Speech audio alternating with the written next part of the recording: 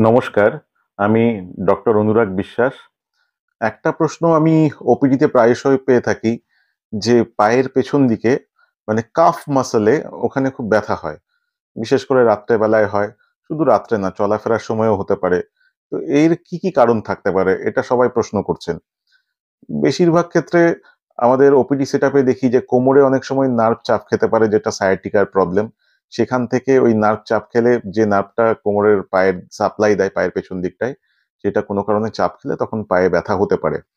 তাছাড়াও অনেক সময় ভিটামিন B12 বা ভিটামিন ডি এরকম নানা রকম ভিটামিনের ডেফিসিয়েন্সি বা অভাব হলে পায়ের কাফ বা পায়ের পেছন দিকটায় টান ধরতে পারে বা ক্র্যাম্প হতে পারে।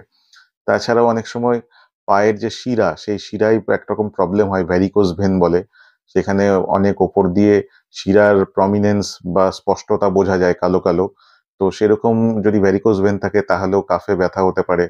তাছাড়াও অনেক সময় পায়ের ধমনীর মাধ্যমে রক্ত চলাচল একটু কম হয়। ধমনীর দেওয়াল শক্ত হয়ে যায়।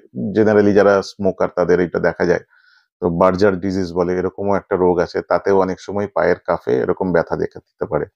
আর তাছাড়াও থাইরয়েডের প্রবলেম অনেকের, যাদের অনেকদিন ধরে সুগার, তাদেরও পায়ের কাফে এরকম ব্যথা হতে পারে। তাহলে পায়ের কাফে ব্যথা হলে শুধুমাত্র নার্ভ চাপ খাওয়া নয়, তাছাড়াও শিরার প্রবলেম, ধমনীর প্রবলেম, ভিটামিনের অভাব বা হরমোনজনিত সমস্যা, সুগার এই টাইপের নানা রকম প্রবলেম হতে পারে। তাই পায়ের পেছন দিকে বা কাফে ব্যথা হলে অবহেলা করবেন না, অবশ্যই দেখিয়ে নিন। নিরাময় সম্পূর্ণরূপে সম্ভব হতেও পারে। নমস্কার।